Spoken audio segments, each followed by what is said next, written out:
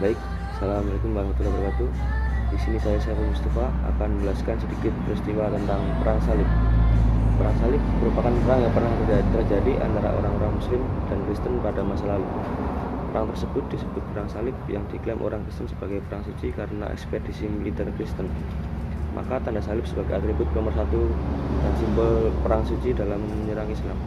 Menurut analisa saya, penanda besar yang dipakai orang Kristen sepenuhnya dipahami sebagai emosi keagamaan masyarakat Kristen. Dengan simbol salib, orang Kristen akan memahami sesama orang Kristen dan tidak akan salah sasaran terhadap orang-orang Muslim. Perang Salib adalah serangkaian perang agama selama hampir 2 abad sebagai reaksi Kristen Eropa terhadap Islam di Asia. Perang ini terjadi karena kota-kota tempat suci kaum Kristen diduduki oleh Islam, seperti contohnya di Suriah, Asia Kecil, Spanyol, Sicilia, terutama kota suci Baitul Maqdis atau Yerusalem. Penyebab perang salib, ada beberapa faktor yang memicu terjadinya perang salib. Adapun yang menjadi faktor utama yang menyebabkan terjadinya perang salib ada 3 hal, yaitu agama, politik, dan ekonomi dan sosial ekonomi. Poin yang pertama, faktor agama.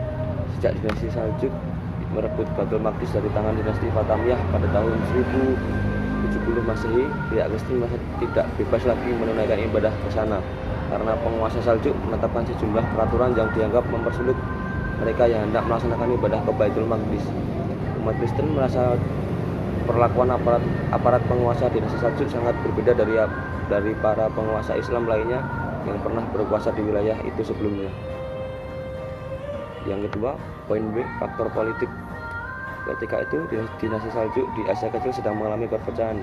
Dinasti Fatimiyah di Mesir dalam keadaan lumpuh, sementara kekuasaan Islam di Spanyol semakin goyang.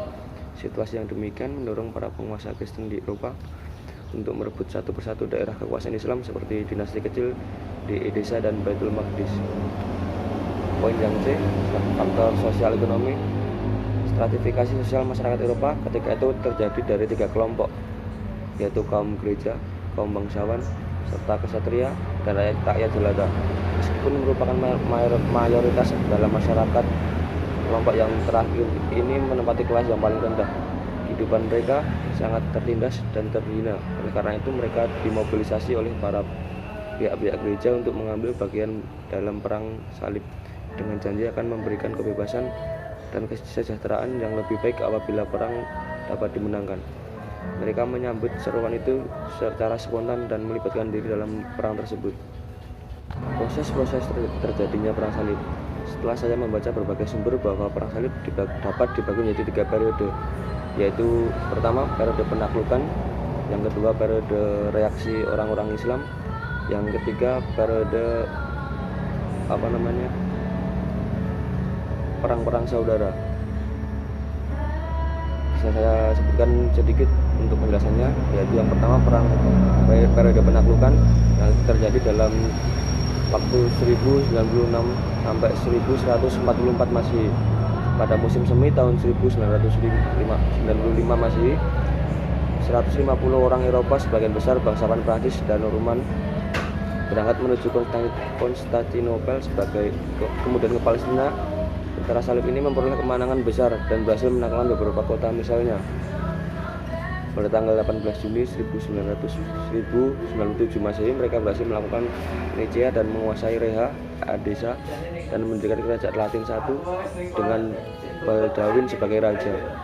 Yang kedua, pada tahun yang sama mereka dapat menguasai Antiochia dan mendirikan kerajaan Latin II di timur, dan Bohemond dinanti sebagai rajanya.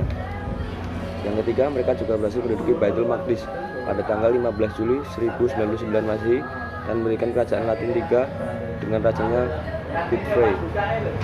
Yang terakhir, mereka juga menguasai kota Akka, Tripoli, dan kota Trier. Dan di Tripoli mereka mendirikan kerajaan Latin IV dengan rajanya Raymond. Yang kedua, periode reaksi umat Islam.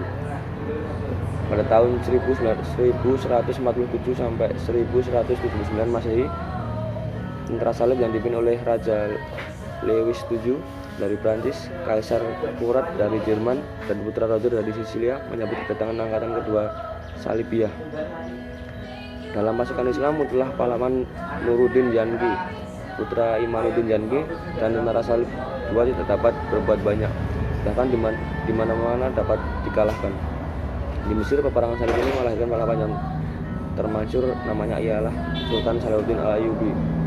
Dengan pimpinan Salahuddin Al-Ayyubi ini, bahkan tentara Islam dapat merebut kembali Baitul Maqdis, kota yang menjadi tujuan tentara salib.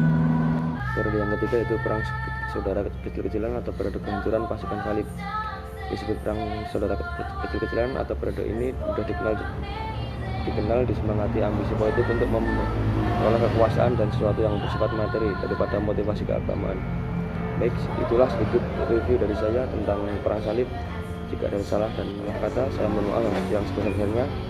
Assalamualaikum warahmatullahi wabarakatuh.